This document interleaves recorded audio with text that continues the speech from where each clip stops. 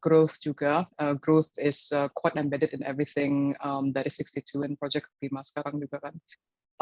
Karena kita consultancy, obviously there's also an additional challenges that comes with that as well on how to setting expectations and all of that. So quite varied, the type of challenges that are present, I guess, just like any other design team. I see. Ada nggak challenge yang kira-kira apa ya?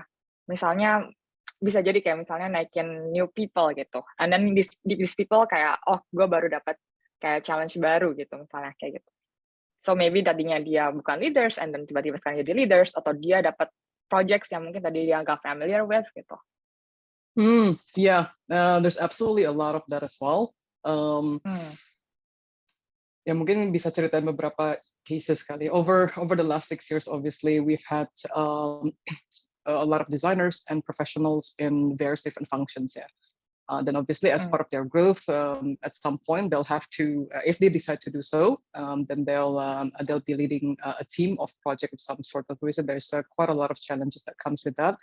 And I guess the role of us yang duduk on the leadership role kali ya di 62 itu ya actually to support them, right? To make sure that they're actually ready in the first place to lead. And so we're not just like, okay, since you seem to be fitting to lead, and then we'll just jump cemplungin dulu gitu langsung in that role. Yang nggak gitu juga, because in the first place obviously you need to be ready to lead, because you'll be responsible not only for yourself but also for a lot of other team members, variety of projects, stakeholders, and that's it. I don't know how detailed you want me to go, but yeah. Okay, cool. That's Okay. Kalau Momo gimana, Mo? Similar kah atau any difference? I think mungkin ngelihatnya secara overall ada dua macam gitu ya. I mean ini di luar dari yang gue mau bahas, yang di luar kayak challenges in terms of like projects and customer problems gitu ya. Ada dua, kayak organizational gitu sama individual gitu. Yang organizational kan lebih kayak misalkan tim gitu ya, kompetensi lah, collaboration processes. Kalau yang individual itu lebih tentang individunya gitu ya, self confidence-nya, communication. It's not just about time management tapi life management gitu ya, since now basically a lot of us are remote gitu kan, so life and work is jumbled into one. So one of the example misalkan kalau organization tuh di Tokopedia tuh recently introduce dual track gitu ya, career path-nya. Ada yang IC, ada yang managerial gitu. Nah tadinya kan semua yang IC kan kalau udah senior gitu nanti promoted kan jadi manager. Sementara kita melihatnya itu nggak sustainable dengan orang yang segini banyak, kalau semuanya jadi manager terus nge-manage siapa kan gitu, ya kan? Nah akhirnya kita jadi buka dual track itu. Preparation-nya sendiri takes a year plus. Kita baru officially benar-benar kayak transitioning people itu since early of this year, so 8 months-ish. So the changes is not only internally gitu ya, bukan cuma sekedar kayak title-nya berubah, tapi kan role juga berubah nih. Jadi challenges-nya bukan cuma buat 1-2 orang, tapi a bunch of people gitu loh, a group of people gitu. Dan bukan cuma desainernya doang atau tim product design doang gitu, tapi juga stakeholders-nya kan, how they perceive this new role gitu. Terus yang tadinya role-nya jadi satu basically kan, lead sama nge-manage people but also managing driving strategy, sekarang akhirnya ada separations of responsibilities gitu. So there's a lot of like maybe it seems like small things on day-to-day basis yang mungkin orang nggak ngeh selama ini gitu kan, tapi akhirnya karena kita ngebuka 2 jalur ini, akhirnya banyak hal yang harus menyesuaikan lah gitu ya.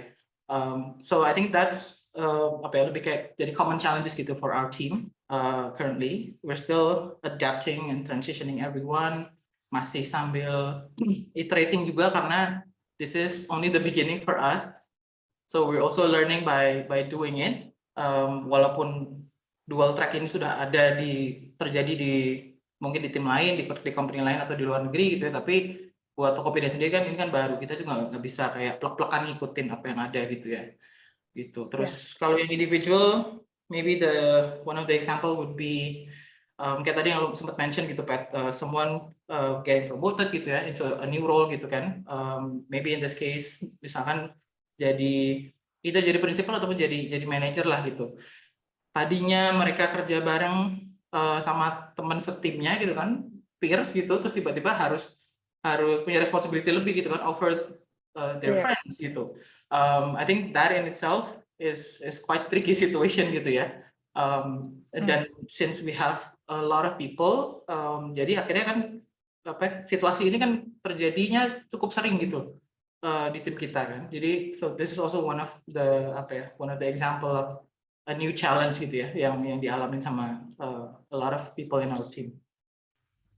Iya, iya, iya. Interesting.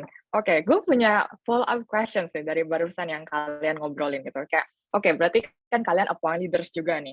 Nah, terus itu other than appoint leaders juga ada projects and many others kayak challenges gitu. Nah, biasanya gimana sih kalian tahu, let's say kayak appointing leaders gitu ya. Sometimes it's tricky, just like what Momo said gitu. Oh, bukan berarti lo jago jadi senior, tiba-tiba, atau pilih atau dia mention juga gitu. Gue udahlah jadian lo jadi leaders aja gitu. Nah, gimana sih kalian actually appoint leaders atau tahu gitu certain people tuh udah ready for another challenge gitu. Kira-kira ada indikator gak atau ada something yang kalian lihat, oh ini nih udah bener nih gitu. Ada gak kira-kira kayak gitu? Dari siapa yang mau jawab dulu? Momo mungkin? Ya gantian gua. Iya, gantian. Sebenarnya kalau spesifik framework sih sebenarnya nggak ada. Tapi I think in general tuh biasanya pasti selalu ada consider dua sisi gitu. Yang tadi gue sempat mention juga sebenarnya. Satu yang organizationalnya sama individualnya. Obviously organizational needs gitu ya. Contohnya misalkan dari organisasinya product design sendiri gitu. Strategically kita mau achieve apa sih tahun ini misalkan atau tahun depan gitu ya. Dan itu kan harus align sama longer term vision-nya juga gitu.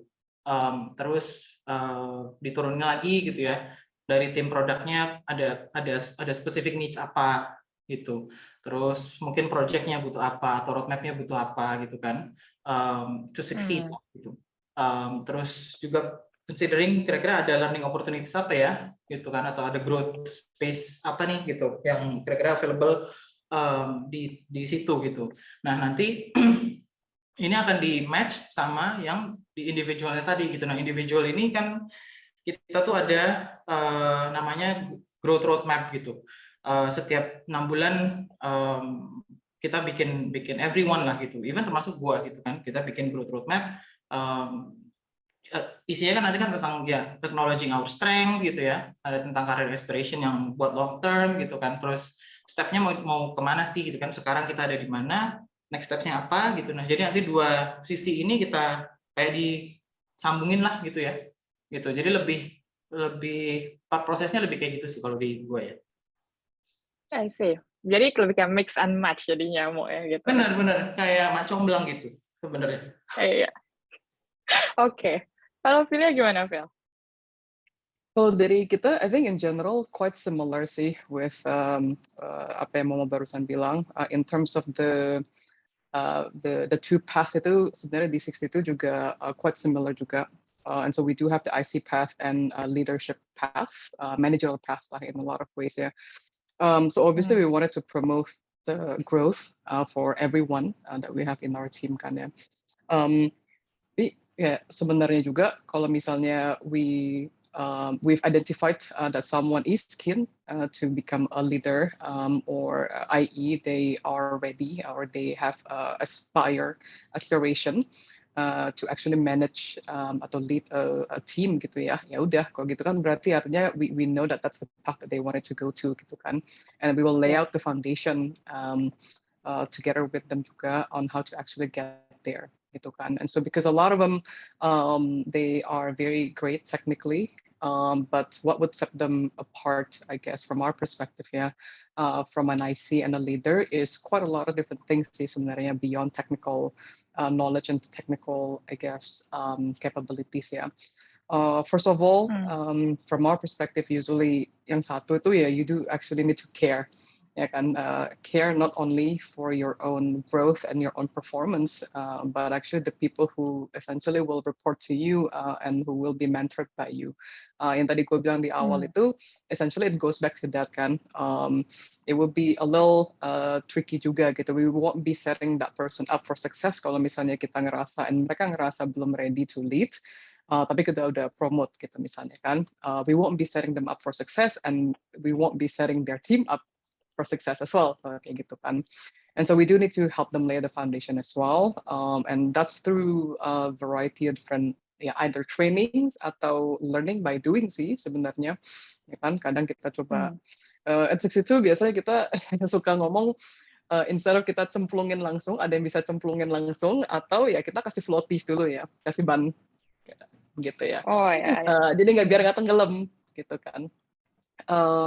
So that's sih satu dari segi care ya, and ability to support growth in their team members and themselves, and ability to grow themselves too.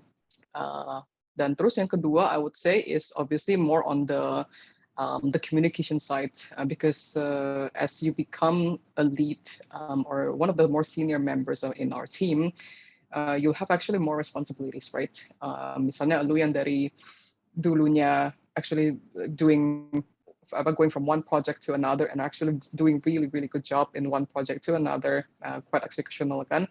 Tiba-tiba you have more responsibilities nih. You actually need to communicate a lot better to the clients, to other stakeholders internally and externally as well, to your team members, to your PMs, right? And so usually this is what we call managing up, down, and across. Yeah. So you need to be able to kind of know how to communicate up, down, and across essentially, and how to manage expectations in that sense. Is embedded in everything we do, tim kita. Karena tim kita ya nggak ada 100 orang lebih. Tim kita 20 people, almost 20 people now. Jadi sebenarnya if we want to grow as a Meta62, then every single one of us have to grow as well. Ya kan? Jadi what we're looking for in our leads and pretty much everyone sih is the someone who have conviction and agency and grit to actually grow together lah. Cool. Oke. Nah, gue tanya berikut gue bakalan soal yang tadi tuh kayak misalnya sih kita udah naikin people atau kita udah appoint someone to actually do this projects gitu ya. Terus pastinya kadang-kadang sering ngerasa imposter syndrome. Karena waktu itu gue pernah banget merasa kayak gini waktu pertama kali gue di-appoint jadi manager. Terus gue kayak, kayak gue gak bisa deh ini kayak gini. Terus itu kadang-kadang gue liat tim, mungkin kayak teman gue yang jadi manager lain, kayak lebih jago ya, atau enggak kayak skill gue belum di sana deh gitu. Nah, kalian ada nggak sih pernah face team members kalian yang kayak gini? If yes, dan kira-kira gimana sih? How do we help them gitu as a leader? I think that happens all the time, more often than I think anyone dare to admit. Semuanya pasti mengalami fase itu sih menurut gue ya. Especially if it's something new gitu ya, even mungkin simply just out of their something that just don't know gitu loh, padahal sebenarnya kita ngelihatnya dia bisa gitu kan. I think biasanya sih sebenarnya kalau di tim gua tuh kita overall lumayan open gitu ya untuk kayak admitting kayak these are the areas that I don't feel very confident in gitu, and I need this kind of support misalkan gitu kan, gitu. Jadi conversation itu tuh kita encourage gitu, tidak hanya pada saat mau dipromote misalkan gitu ya, atau mau ada project gede misalkan atau apa gitu ya, but just in general one-on-ones gitu kan, even di casual conversations pun itu those kind of topics kita cukup open gitu. Jadi kita bisa identify earlier dan conversation-nya jadinya bisa di address untuk kita bikin tadi yang growth roadmap itu tadi gitu. Jadi bisa lebih antisipasi, bukan cuma buat leadernya sih, tapi terutama sebenarnya buat orangnya gitu ya. buat dianya sendiri gitu kan. Terus kan ada yang dia berbagai macam feedback kan, ada 360 kita juga ada gitu. Kayak they can also have one-on-ones with other people as well. So they sort of kind of like know gitu, in to certain extent gitu kan, di mana where are my strengths gitu, what are my strengths, dan bagian mana yang kira-kira gue akan butuh untuk kayak step up for this, either this new task atau new challenges atau this new role gitu ya. And so biasanya kalau misalkan memang udah we agree on, so for example the case adalah we want to promote this person gitu ya, be it to principal ataupun to manager misalkan. Obviously the scope is probably bigger gitu kan, with more responsibilities, dan biasanya kan pasti kan ada udah kebayang gitu bakal ada project apa gitu kan yang dia harus own misalkan gitu. So because we're both aware of where this person is, akhirnya kita jadi bisa planning what kind of support gitu, dan obviously apa ya, space untuk transitioning itu is given gitu ya.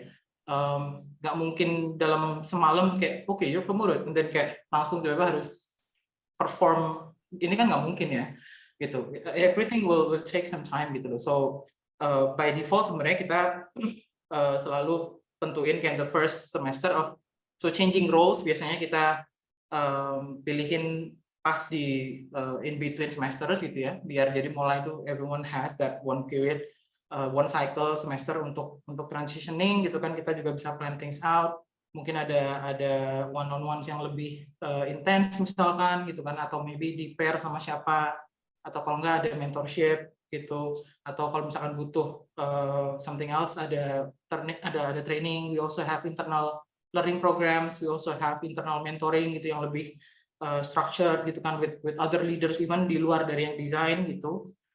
So all of these things kita bisa plan out buat the next semesternya gitu, seiring dengan either itu new project kah gitu ya. Even kalau misalkan role dia nggak berubah nih, tapi kita mau kasih project yang lebih challenging misalkan gitu ya, buat nge-expand growth-nya dia gitu. All of those things biasanya kita akan rencanain gitu even beforehand, sebisa mungkin sih gitu. Tapi ya ini semua proses gitu ya. It doesn't happen overnight juga untuk kita sampai di sini gitu. It took us maybe almost 2 years gitu just to define a timing gitu ya. When should we do what gitu to prepare all of these things. I see. Jadi lebih kayak planning and project and make sure the support system is there gitu kali ya. Iya. I think that support system is very important sih gitu. Iya, agree sih. Oke, Velia gimana, Vel? Is it the same thing as Momo juga? Yeah, I think pretty much the same thing sih. Kalau yang bisa gue tambahin di sini adalah, I think imposter syndrome itu in a lot of ways, like maybe I'm overgeneralizing here, but in a lot of ways it's actually a good sign, right? That means that you have the willingness and the motivation to actually do better. Gitu loh. Karena lo tahu kalau misalnya you have imposter syndrome, then in my mind, then you know that di atas langit masih ada langit, ya kan? And that you can always learn more from other people, from your peers, from your team members, from others, from your mentors, and from anyone, really kan? Jadi sebenarnya imposter syndrome from my perspective itu ya, you know that like there's never perfection, there's only growth gitu sih. And so usually when some of our team members come to us, oh ya gua akhirnya agak nervous nih karena I don't think I'm good enough or anything gitu ya, tapi ya essentially you just need to keep doing gitu, and we're here to support ya kan, karena you wouldn't be in the position that you are today kayak if you're not already doing a good job gitu kan. Jadi I think the role of us as leaders is maybe sometimes is to keep reminding them that no, you're actually okay, right? You're actually okay. I mean, you have the whole team that is behind you, gitu ya, that are looking forward for you to grow, so that we can grow together as well. Gitu kan. And so, in a lot of ways, imposter syndrome is actually quite. It could be, I guess. It could be a very positive thing, I would say. Yeah, nice. Okay. Nah, tadi kalian mention a lot soal support system, learning, this and that gitu, kayak and also growth gitu. boleh gak sih cerita dikit kira-kira what kind of kayak growth di tempat tuh kalian tuh kayak gimana sih bentuknya gitu? And then is there any learnings program as well that kalian prepare for the team? Boleh ceritain dikit gak kira-kira gimana?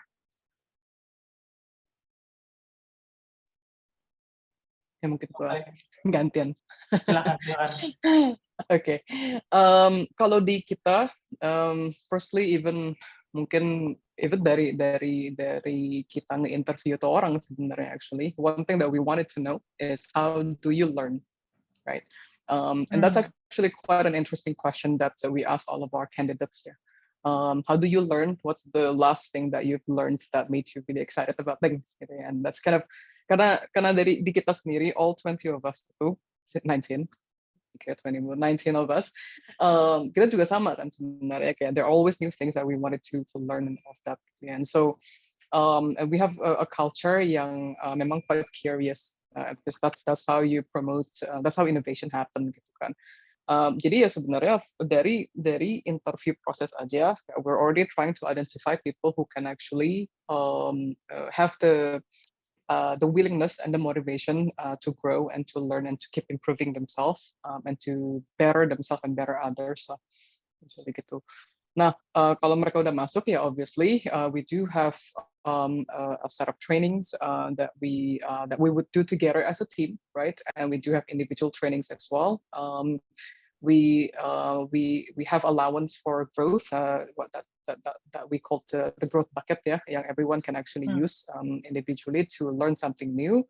And that something new can be something yang mereka curious about, might not be directly related to the design project that they're working on, tapi something yang actually can help them grow as well, and atau apa namanya, redevelop themselves lah in a lot of ways, yeah.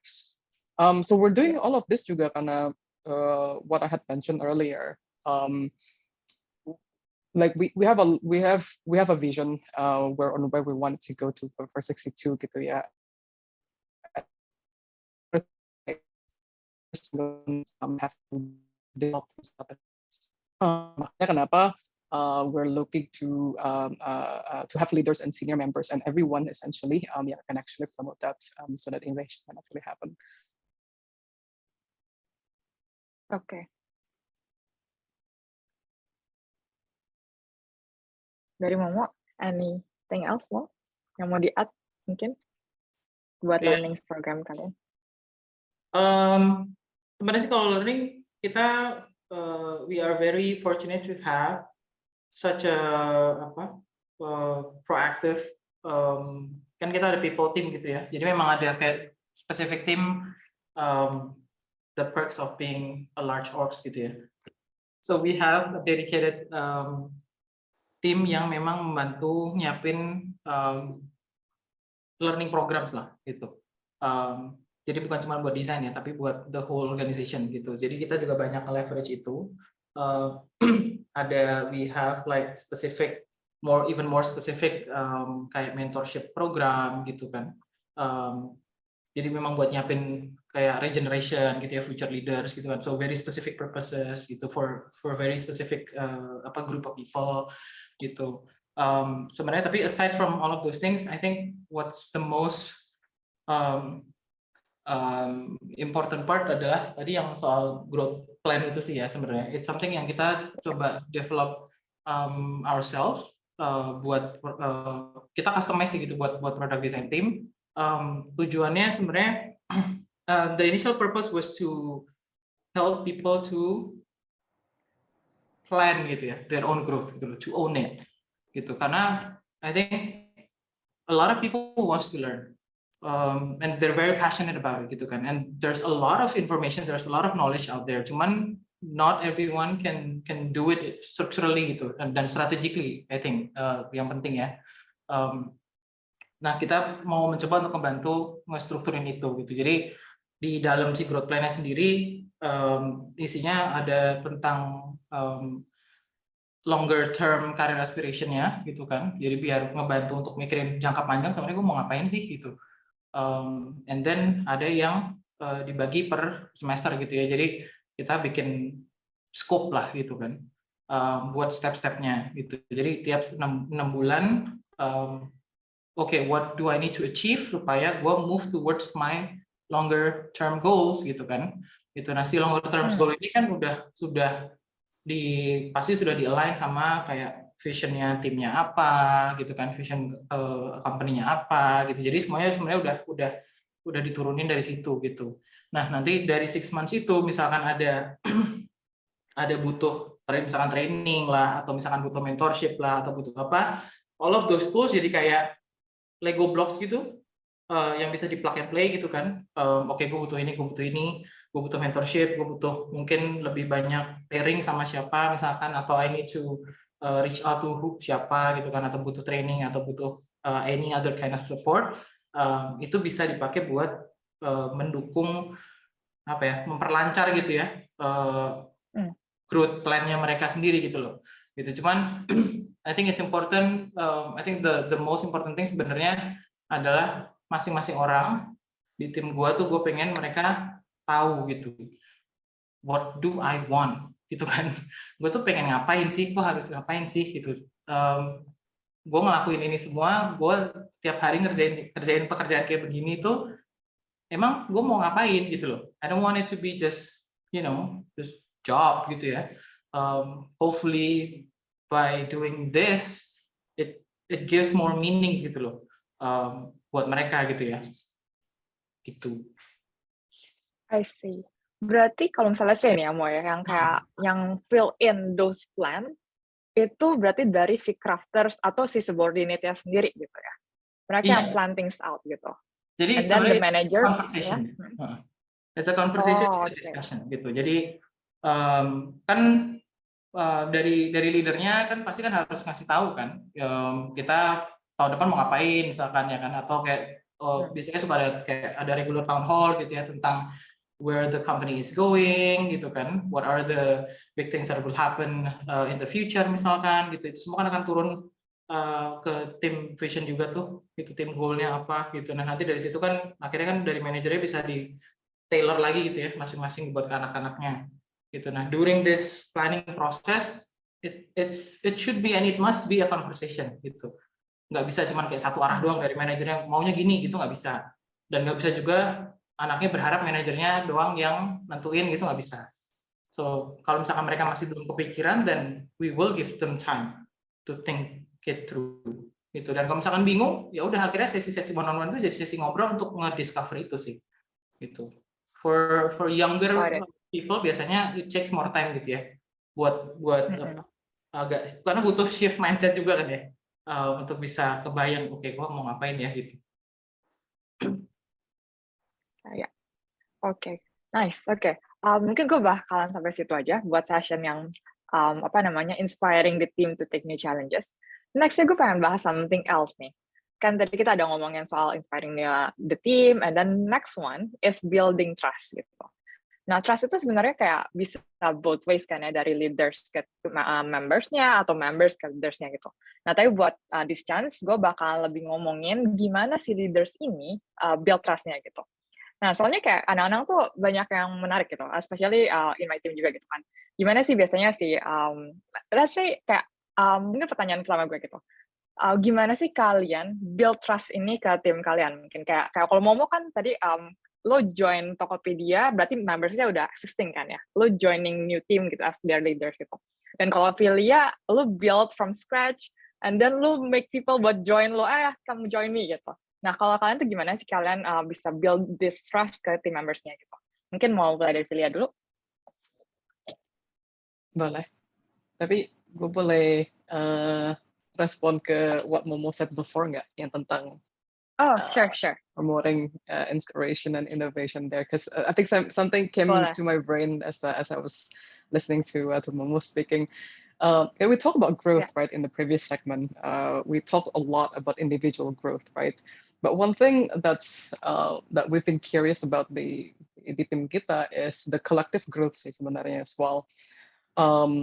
We have been looking into, each one of us, including myself too, individually on like what I wanted to do, where I want to go to with 62 and individually as well, and every single one of us the same thing, right? Tapi at some point juga kita juga lihat, dampaknya ke tim tuh apa, ya kan? So how can we, each one of this individual growth actually have a good effect positively into the team growth itself, to the collectively. Yeah. And one example is that's when we started Project Lima as an initiative internally. Itu kalau ngomongin tentang imposter syndrome, the whole team had imposter syndrome pretty much collectively. We had never done something like that. It was just out of curiosity, purely out of curiosity gitu, ya kan? Jadi kalau mau ngomongin imposter syndrome, all 19 of us had the imposter syndrome, ya kan? But kita cemplungin ourselves juga gitu kan, with very limited floaties essentially, right? And just navigate as we go. That's because that's how learnings happen. Ya kan? When you start tackling things that that is outside of your comfort zone, that's usually where interesting things or good things happen sometimes.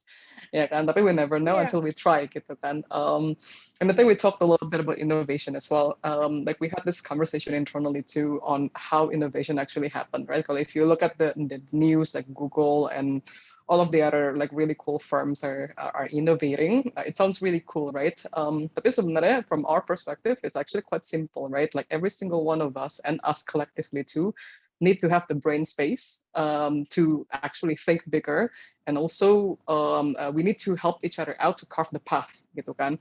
And so essentially, what I was thinking as Momo was speaking earlier was that sebenarnya it's a job of us in the leadership positions, whatever your title is, essentially, right? Even as an intermediate designer, a junior designer, you can still have an agency to lead this wall, ya kan, in your own way, gitu ya.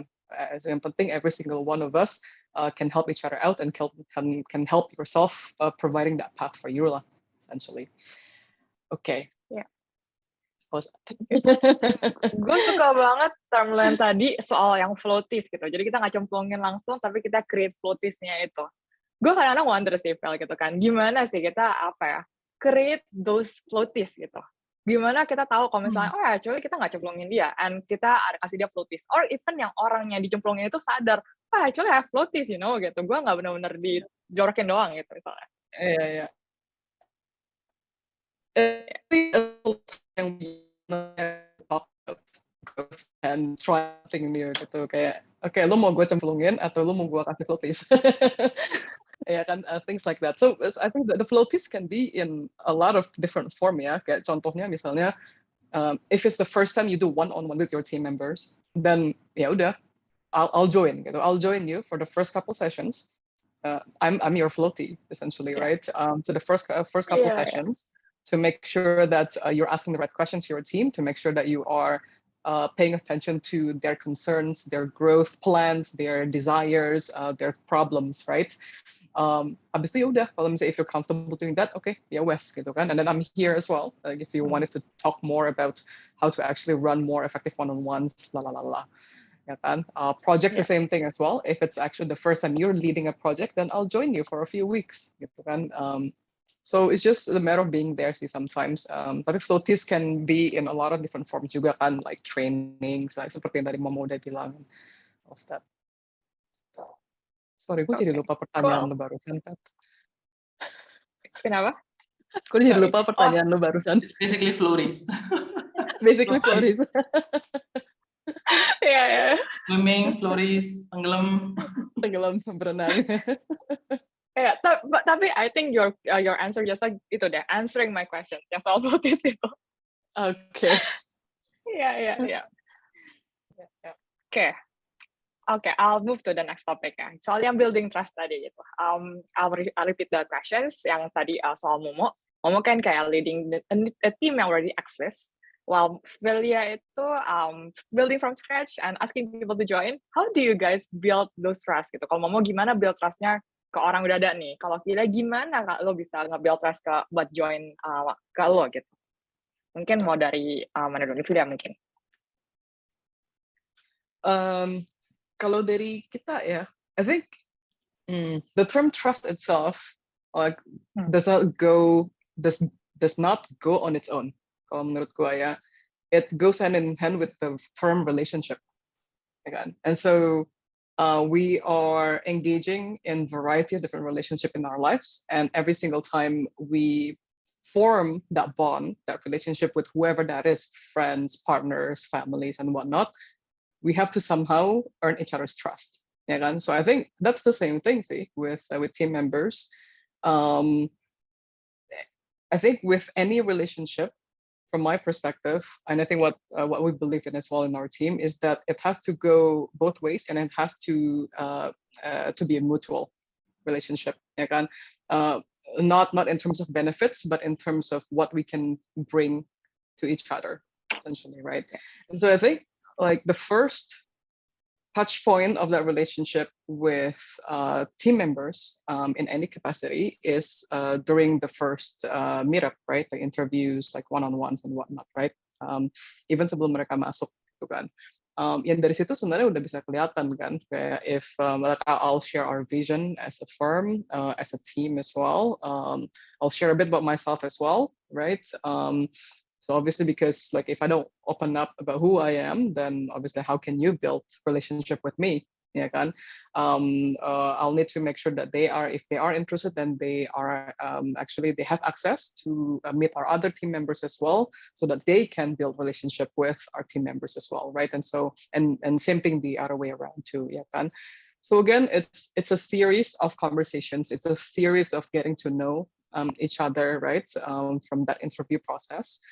That hopefully will carry through to us working together. Yeah, kan? And I wanted to go back to the point where I mentioned earlier that the relationship that builds trust essentially have to be mutual, ya kan? And that's why sebenarnya we call our team members gitu loh. There's no bosses or subordinates. Ya emang ada orang yang report to you, but they're your team, gitu kan. Karena I think the relationship that we need to have to essentially have trust needs to be a respectful relationship, ya kan? Relationship yang kita bisa lakuin bareng and bisa grow bareng. Oke. Momo ada any additional itu gak points for to fill your points? Ya, waktu waktu masuk Tokopedia tuh it was also my first experience untuk inheriting a team and a large one gitu. By the time I joined it was I think maybe almost 90 people udahan gitu kan, 80 people. So definitely imposter syndrome juga gitu kan, grogi juga gitu, nih gue masuk ntar nggak cocok gimana gitu kan. But I think akhirnya what I learned was that sometimes we worried about trying to fill in other people's shoes gitu ya, atau maybe previous leader shoes gitu kan, but it's not the kind of shoes that I would wear gitu kan. I would wear different kind of shoes gitu, so I'll just wear my shoes basically gitu. I have a very different style maybe, ya kan, I have a different ways of thinking, I have a different point of view gitu. So at the end of the day, I think the most important part is to just be yourself and be authentically you lah gitu. Tadi nyambung juga sama yang Filia mention soal I like that you associated trust with relationship, and I think that to build that relationship gitu ya, to even have a good and respectful and healthy relationship yang bisa sustainable gitu ya, you have to be authentic gitu kan, otherwise people will be able to see you from a mile away kan, dan orang bakal ngerasa kayak will sense lah gitu if there is something that you just made up gitu kan, atau apapun itu gitu. So it's important to be able to just be yourself gitu ya, in whatever situations and in whatever space and any opportunities atau any interactions that you have gitu. And it's definitely not easy if situasinya kalau nggak mendukung kan gitu. So safe space is also very important gitu. And safe space ini I think ada besar pengaruhnya dari cara leadernya ngeset role modelnya gitu. The kinds of values, the kinds of behavior, the kinds of attitude gitu ya, apa yang acceptable, apa yang tidak acceptable itu sangat dipegangin gitu sama leadersnya memang gitu. And it's not, I'm not just talking about me gitu kan, I'm talking about everyone in the team gitu. Karena percuma juga kalau cuman gue yang kayak begitu tapi the rest of my team enggak kan, juga kan sama aja kan gitu. So trust ini memang it's not just one way, it's not just two ways, it's a 360 basically gitu ya. But someone needs to start somewhere gitu. Dan as a leader ya kita ya jadi mau nggak mau kan memang itu tanggung jawabnya kita untuk to take the lead to start somewhere, right? And waktu pertama kali masuk, I try to understand gitu what it's been like for them. What was the problem that they've been dealing with gitu kan. Also acknowledging their successes as well sih gitu, karena kan I wasn't there, right? Gitu. So I try to get to know my team gitu as much as possible, but also to open up to them gitu kan. How do I see things gitu kan? How do I see my excitement about moving forward gitu kan? My excitement about what are the things that we can do more gitu. So it also let them know that I'm opening up to them, ya kan? And allowing them to get to know how I see the world, how I see this team, how I see them gitu kan, how I see we're working together nanti eventually gitu. So I think that was the apa namanya the transition gitu ya. Awalnya memang banyak yang pasti inilah mempertanyakan kan gitu, pasti udah dengar bakal ada leader baru masuk dan segala macam. So they have a lot of expectations as well gitu. So it's a matter of opening up to each other and aligning what those expectations are gitu. Sama I think kalau in the process of in the beginning of a new team gitu ya, sebenarnya bukan cuma kayak kalau lu masuk ke tim atau company baru sih, tapi even saat misalkan di dalam tim yang sama terus lu pindah tim misalkan gitu ya, lu ngelit different group of people gitu misalkan, atau you drive jadinya ngelit different kind of projects gitu misalkan. I think it's also good to set up like a 90 days plan gitu ya, kayak kalau presidential kan ada 100 hari gitu ya. So be strategically planning gitu untuk 90 days gue mau ngapain gitu kan. Scope it out gitu kan, benar-benar fokus to deliver values gitu. Jadi biar orang juga bisa ngelihat kayak, oh ternyata inilah impact-nya kelihatan gitu loh buat orang-orang gitu kan. Dan plus kan juga kan akhirnya jadi buat kita sendiri kan kita bisa fokus gitu. Okay, what are the important things yang matters for my team gitu ya. Buat mereka gitu kan, what are the things yang matter juga buat gue gitu kan. Gue jadi bisa fokusin untuk benar-benar nge-achieve itu. Dan akhirnya sambil jalan kan akhirnya jadi build trust gitu, karena my team can rely on me gitu kan, and I can also rely on them gitu. Yeah. Cool. One last question before I open the Q&A. Ada yang bilang kayak kalau misalnya leaders itu kayak kadang-kadang susah kayak dipercaya karena mereka nggak transparent gitu, atau mereka nggak being really honest gitu. What do you guys think about that? Mungkin dari Momo dulu. Misalnya kayak ada beberapa hal yang susah kan ya buat kita kayak sebagai leaders buat transparent gitu. Misalnya butuh promote gitu. Yeah.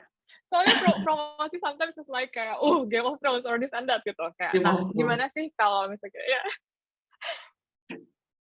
Do you guys think that leaders should be transparent gitu misalnya? Transparency. Sebenarnya kalau menurut gua ini in general dulu ya, belum tentang promotion dulu. In general menurut gua transparan itu penting ya gitu. I think kalau prinsip gue sih sebenarnya kayak informasi apapun itu yang gue share itu harus meaningful buat the other person. Itu dulu. Which means that you can do something about it gitu loh. Kalau misalkan you cannot do anything about it gitu ya, then maybe you don't need to know gitu kan. Ya kan? Otherwise either satu lu either lupa atau kedua lu jadi cuma kayak anxious doang gitu kan, jadi nggak bisa tidur gitu. Jadi buat apa gitu. It works most of the time. Tapi kayak misalkan tadi in the context of promotion gitu ya, kalau gue sebenarnya di tim gue itu gue dari awal gitu ya, dari pas gue mulai sendirian sampai apa namanya punya manajer yang lebih senior gitu ya, prinsip gue sebenarnya sama gitu. Gue maunya nge-build tim ini bareng-bareng gitu, bukan cuman gue sendirian gitu kan, mentang-mentang gue apa title yang paling tinggi terus semuanya gue yang harus menginginkan, enggak sih, gue nggak mau gitu. Justru the other way around, I want us to own this together lah gitu. Jadi kalau misalkan in terms of promotion decision gitu ya, itu gue biasanya bikin komite gitu. Gue sama apa minus one gue gitu kan, karena memang kalau di Tokopedia memang apa namanya ada certain rules lah ya gitu yang kita we have to sort of follow juga gitu ya. Tapi we try to be as open as possible gitu, termasuk juga sebenarnya manajernya. Jadi tadi balik lagi ke yang growth plan tadi, itu sebenarnya part of decision buat growing progressing the teams career as well gitu. Jadi sebenarnya secara nggak langsung transparansi itu kayak gue buka gitu ya, dan gue distribute gitu loh sebenarnya in a way kalau dalam konteks promotion tadi gitu. Jadi we plan it in a way supaya everyone can also help shape and help support gitu on promotion apa regenerasi timnya gitu. Terus kalau apa namanya misalkan tentang direction company misalkan gitu ya, kadang-kadang kan suka banyak bagian-bagian yang confidential gitu. I think sometimes it's not a matter of the content, tapi a matter of timing gitu. Mungkin pas di awal-awal kita nggak bisa share sama terlalu banyak orang, memang karena masih banyak moving parts gitu ya. Atau memang it's a strategic move gitu kan, jadi memang we limit that as much as possible. Tapi as the project goes gitu kan eventually kan makin banyak orang yang akan lebih tahu dan dilibatkan gitu ya. But also I think yang banyak mungkin orang juga nggak aware of, especially misalkan kayak yang juniornya atau yang associate atau yang seniornya gitu ya. Di fase-fase awal di mana banyak confidential information ini atau confidential discussion ini, itu tuh it's very abstract gitu loh. Biasanya banyak argumen, banyak debat gitu kan, masih banyak eksplorasi gitu. Yang kalau mereka ikutan, justru mereka akan malah bingung gitu. Karena role-nya si leaders-nya di fase itu justru adalah membuat memberikan nanti ngebentuk clarity gitu loh for them. Biar mereka jelas gitu kan. Gitu. Nah, ini sebenarnya lumayan nyambung sama kayak once they get promoted into a leadership role, kadang suka ada yang masih kaget waktu transisinya. Kok masih nggak jelas sih gitu. Loh, ya sekarang lu yang di posisi itu justru itu responsibility lu untuk supaya ngasih clarity ke tim lu gitu loh. Gitu. Nah, karena selama ini mungkin visibility itu terbatas, jadi masih banyak yang nggak kebayang gitu kan. Gitu. Tapi in terms of like the overall direction gitu ya, I will share as much as possible buat direction gitu kan, even like feedback gitu ya, criticism segala macam, biasanya I will share as much as possible lah gitu, dengan prinsip tadi ya, as long as you can do something about it, then you will know gitu. Jadi I will try to frame atau reframe as relevant as possible gitu, tergantung gue menyampaikan itu ke siapa. Atau misalkan yang ke leaders buat doang gitu ya, mungkin gue akan frame it different gitu kan, dibanding sama kalau misalkan gue harus share some information di town hall misalkan to everyone gitu kan. So it depends on the audience as well lah gitu. Ya. Oke, kalau Filia gimana, Phil? Pretty much align sih sama Momo. Yang bisa gue tambahin adalah ini sih, again, suka pengen ngaitin kata. Cuman the word transparency itself di kepala gue tuh is connected to some other words, right? Satu, the availability of the information itself. Yang kedua, being informed. Yang ketiga, seperti yang Momo bilang, the action items, actionability of the information. Yang keempat yang paling penting buat gue itu tuh konteks. Benar ya. Kemarin tuh just a few days ago I listened to a podcast yang dari Sundar Pichai, the CEO of Google ya. He also mentioned about transparency as well Google. Dia bilang kalau misalnya you're part of Google, you can actually search a lot of information like on the drive or like whatever, right? So you have access to the information, but do you have the context? No, not really. Ya kan? Because all of those information are data points, right? In order to make sense of it, obviously you need context, gitu kan? So balik lagi ke, I agree banget sih sama tadi apa yang mau bilang. In order as a leader, in order for us, I think most of us have the motivation to be transparent and to be truthful, most importantly, with all of our team members, so that all of us can be better. So that all of us can be better together lah, essentially ya kan. Tapi balik lagi seperti apa yang mau bilang, kayak is it actually useful? Is that a useful information for you to know? Ya kan. Dan itu balik lagi ke some of those points itu juga sih. Kayak kadang the availability of information itself, kalau gue kasih tau lu A, tapi sebenarnya to make sense of A, you need to know B, C, D, E, F. Ya kan. So that's also coming into the picture sih. That's any information that are given to you, then you need proper context. Itu aja sih yang gue pikir. Yeah. Information without context jadi lost in translation gitu ya kadang-kadang ya. Ya, jadinya kacau. Yeah. Yeah. Oke, gue bakalan open Q&A-nya. Sebenarnya Filia sama Momo juga ada akses ke sana. Kalau kalian tap Q&A-nya, kalian bisa list questions-nya. Mungkin first questions, transition, ini dari Gema Wahyudi, transition from IC as a designer to a leader is quite hard gitu. Jadi dia transition dari designer ke leader gitu. Sometimes you have to let go of all of things that are directly related to hands-on design. Jadi dia udah nggak bisa desain lagi gitu misalnya. Any tips from you guys to making this part more fun and less stressful? Ada tips gak dari kalian?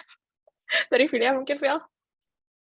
If you can see challenge as something that is fun and less stressful, then yeah, there's a lot of ways. Karena coming in from an IC role to become a leader,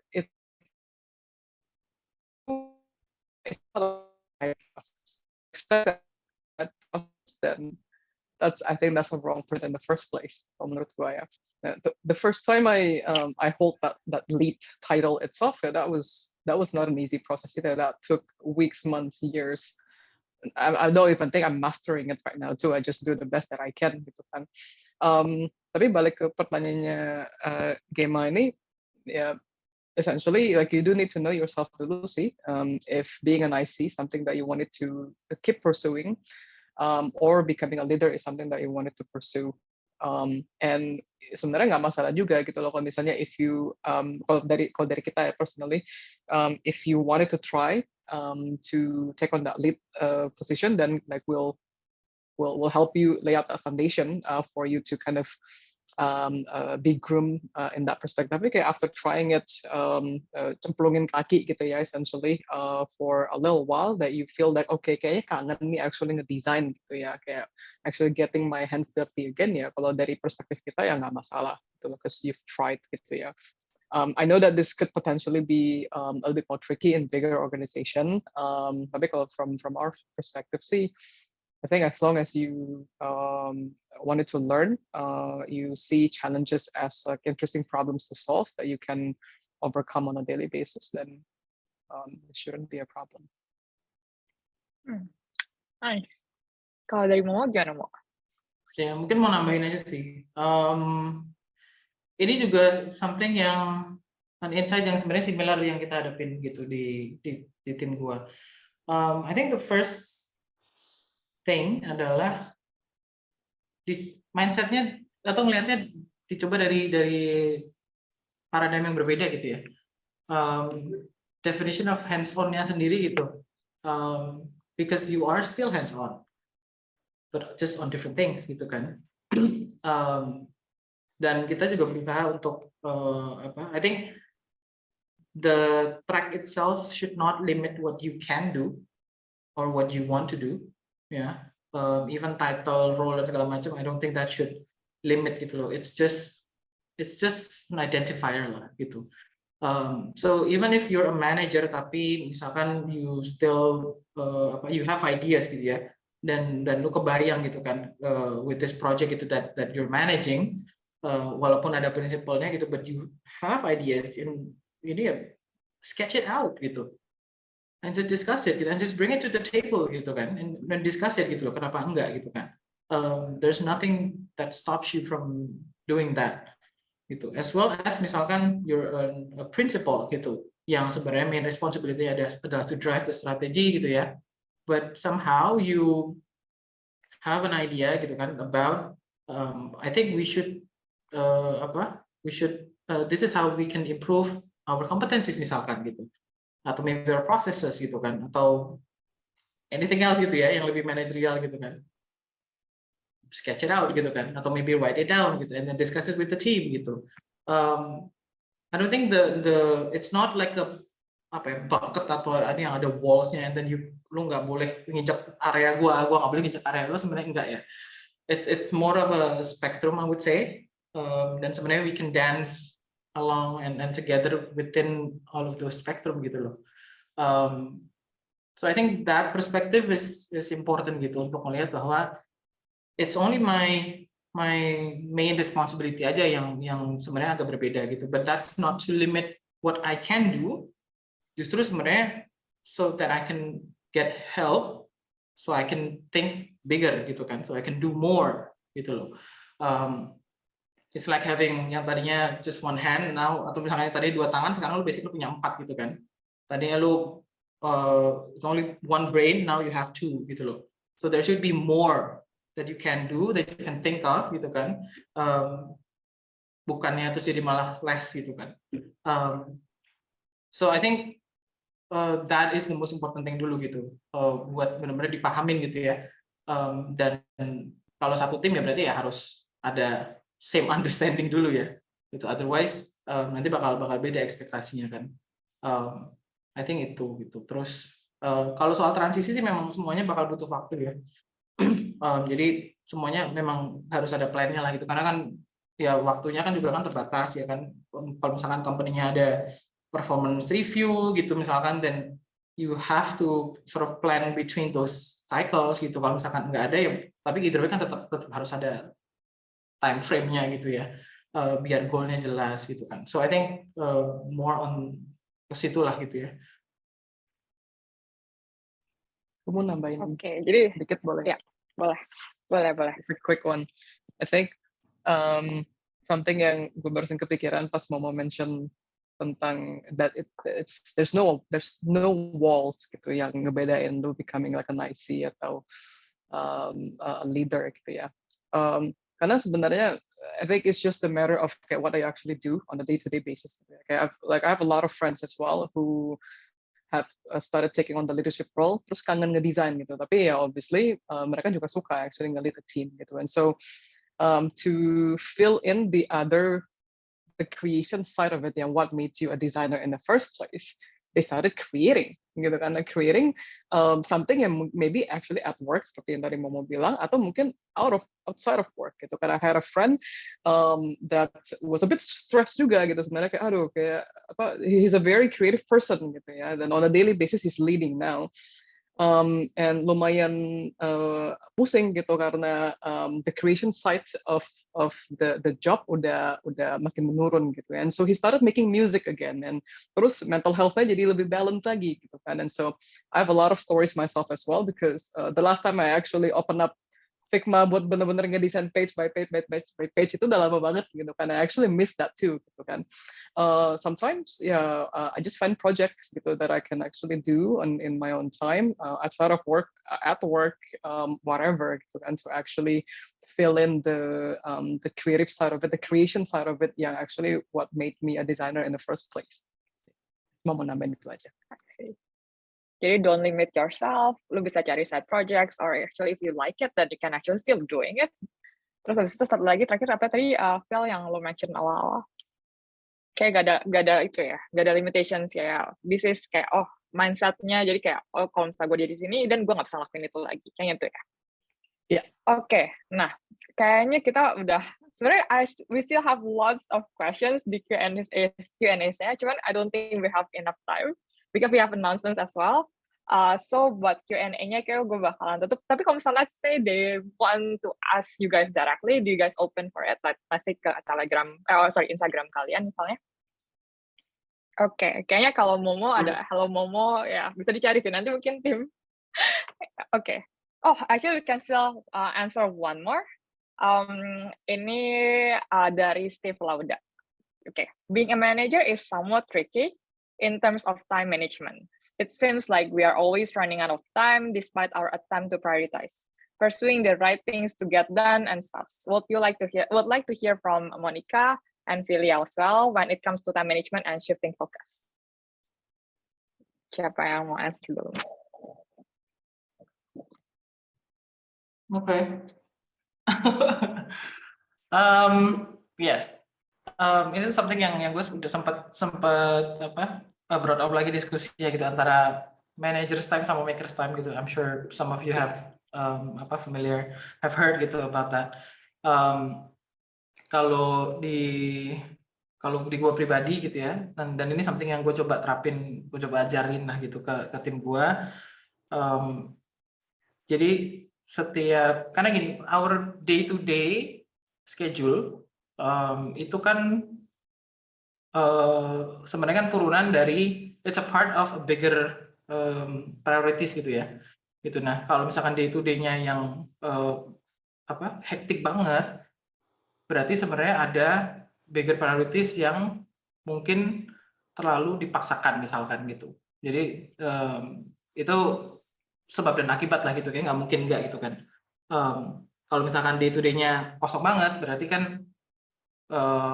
prioritasnya mungkin sebenarnya bisa ditambah misalkan gitu ya.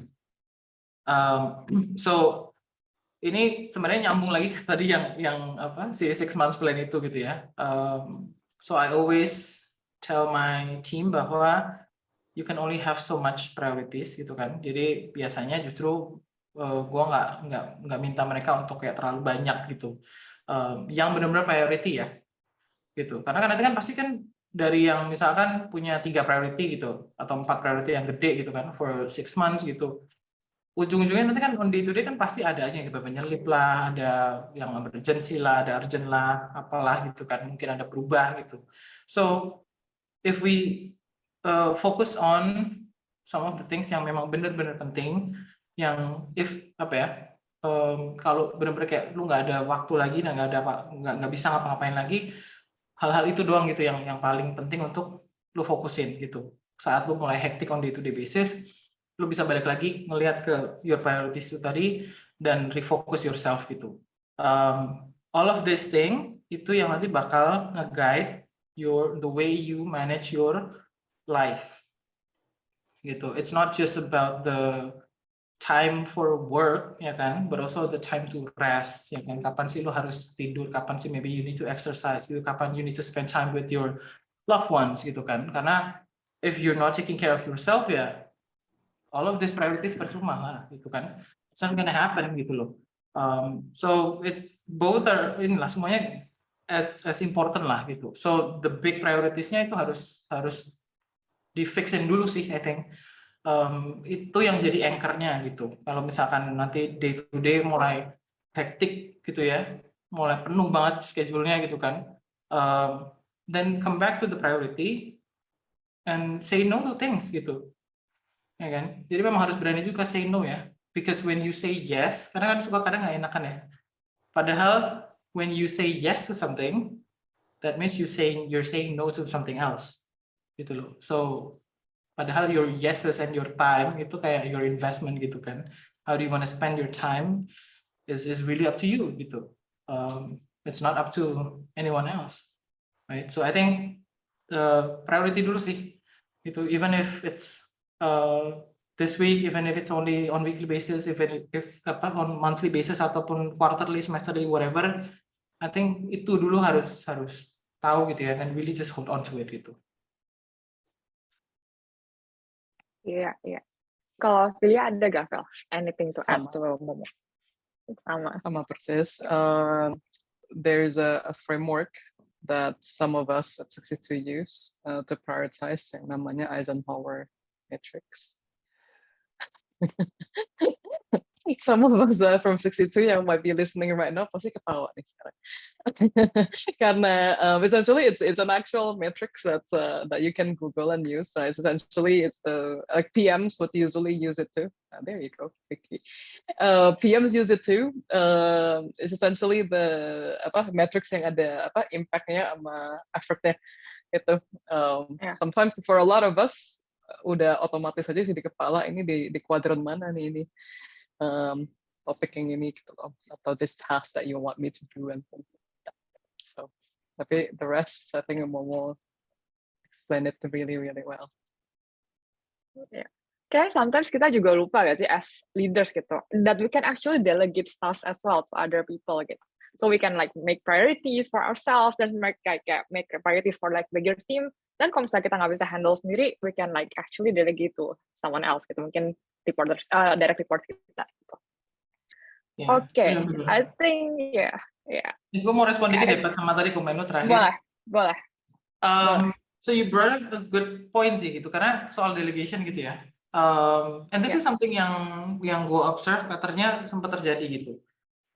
Jadi as a leader, as a manager, karena kita nge-manage team, so we put our team first. Yang sering terjadi adalah we plan for them first. Tanpa tahu planning kita, prioritas kita sebenarnya apa. Gitu. Ujung-ujungnya tim kita sibuk, tapi kayak nggak ada overarching-nya gitu loh. Gitu. Terus nanti kita baru planning buat diri kita sendiri, ya kan? Ujung-ujungnya kayak malah nggak nyambung gitu. Gitu. So I think the interpretation of leaders eat last itu it's good, tapi nggak bisa kayak ya udah pokoknya lu makan duluan gitu kan, sementara nanti I'll die gitu kan, enggak ya. Nggak juga gitu loh. So it's actually already planned lah gitu. Jadi akhirnya yang gue encourage so I brought up this observation gitu ke manager gue, karena most of the time saat harus nyiapin buat performance review misalkan atau plans atau whatever gitu ya, itu semuanya tuh buat anak-anaknya ready on time. Nah giliran misalkan gue mau nge-review plannya mereka, wah belum sempat gue ngerjain punya tim gue gitu kan, ujungnya kayak mepet banget gitu. Terus akhirnya I brought up this observation ke mereka gitu kan, and we discuss it gitu. If you don't know what you're gonna do and what you want to achieve, then how do you plan it for your team? How do you know which one tadi to delegate, which one that you have to do, ya kan? Which one yang butuh involvement lu sampai seberapa gitu, which one yang lu harus hands on, which one yang you can actually let go, which one yang sebenarnya ini tuh sebenarnya recurring pattern yang maybe I can just automate misalkan gitu kan. So I think that's something yang mungkin terjadi juga gitu ya di tim-tim lain gitu kan, yang kadang nggak sadar kitanya gitu. Berarti but that's definitely something yang gue kayak baru sadar maybe in early of this year gitu, kayak why does this keep happening gitu kan. Yeah. Actually it happens a lot in my team as well sih Mo gitu. Ya, kadang-kadang kita cuma fokus banget ke IC di sana, tapi yang bagian manajernya leadersnya lupa gitu. Benar. Okay. And it's not a selfish thing to do kok. It's actually helping the rest of the team. Iya. Oke, I think gue bakalan close Q&A-nya juga. Next-nya kita ada sedikit announcement dari Filia sama Momo. Maybe Filia, we want to start first? I think I just wanted to say thank you everyone for joining this session, dengerin gua sama Pat sama Momo ngobrol. I think it's been a while since we were able to kind of do this quite freely. So thank you so much, everyone. Also wanted to share that obviously we are growing our team at 62 in Project Lima. And you guys can see my screen here. Doesn't show. Yeah. Okay, that we are growing our team, and we're looking for senior product designers, researcher, and also design interns too. And if you are keen to explore with us, then shoot us an email at thai@62.co. I look forward to it. We have quite a lot of exciting things happening within the team itself, and we need all help that we can get from all of you guys. Gitu aja sih. And but yeah, above outside than that, I'm just very excited to be here. Thanks for listening in, guys. Oke, Mama mau introduce conference ya mau kayaknya. Yes. Yeah, but I mean, this is very fun. I was hoping that we can do this longer gitu ya, tapi unfortunately waktunya kan terbatas ya. Gitu kalau ngobrol dilanjutin kayaknya sampai malam juga nggak selesai-selesai kayaknya. Seru banget. Iya bener. But thank you so much for everyone who has joined. Banyak banget tadi gitu ya, sampai 100 orang almost at the end. Thank you for spending time with us, ngobrol-ngobrol di sini. Nanti Tokopedia, so we have Tokopedia Academy, right? Dan selama ini kan kita ada kayak conferences yang tech, ada conferences data, gitu, ada women in tech, gitu. We have so many other different conferences. Nah, product design sama research itu mau ngadain the first design conference gitu di tanggal 1 Oktober. Nah, informasinya nanti bakal ada di Instagramnya @tokopedia-design. Itu by the end of this month. Information will start di posting itu by next week. So please follow the Instagram. It's free for everyone. Theme-nya adalah humanizing design at scale. We will be collaborating with Gojek as well. Bakal banyak banget tentang design and research as well, ops, buat leadership gitu kan, tentang case studies. There will be a lot of like different topics within that theme. So stay tuned di Instagramnya @tokopedia-design. Nanti mulai minggu depan informasinya bakal ada gitu buat conference-nya. Oke. Itu aja. Thank you. Paling terakhir gue mau itu juga apa namanya seberlomba kerja namanya. Ya kita we are hiring product design managers actually. Jadi for those who are interested bisa kirim itunya ke just itu kali ya chat di sini di apa namanya di kolom chatnya nanti buat kirim kemana-nya. Oke, paling gitu aja. Thank you Momo and thank you Filia for joining this session. Kita udah selesai sessionnya. Mungkin gue balikin lagi ke Karen. Ada Karen kan ya? Ada. Sorry, gue tadi lagi mau ketik. Gue udah muncul kan ya di sini ya.